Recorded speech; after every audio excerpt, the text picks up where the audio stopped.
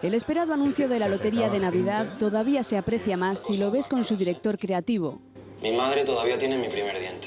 Con esto del diente un montón de gente me ha dicho que lo guarda. Este zaragozano, afincado en Madrid, se llama David Vigil y lleva cerca de 3 décadas en el sector de la publicidad. Nos cuenta que desde finales de agosto se empezó a gestar la idea que dio lugar a este 10º enmarcado.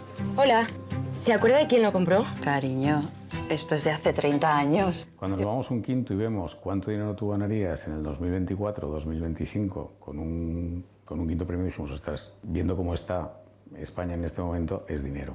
Entonces nos quisimos ir mucho más atrás. Nos fuimos al 95 y porque además en el 95 ya existía el quinto premio. Dice que se ha rodeado de los mejores para hacerlo, entre ellos el director de arte, Gustavo Ramírez, que creó este Rastro de Cero y En Lunes. Pusimos un montón de seguridad alrededor. Tienes que decir que no está rodando Lotería de Navidad para que nadie lo grabe en un móvil y lo cuelgue en las redes sociales diciendo ya están anunciando la Lotería de Navidad, porque la gente se vuelve loca con esta historia.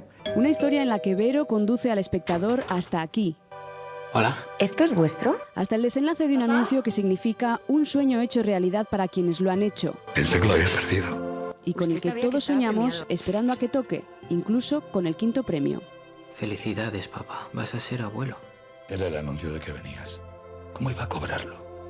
A vosotros os tocó un quinto premio. A la abuela y a mí, el gordo. 22 de diciembre, Lotería de Navidad.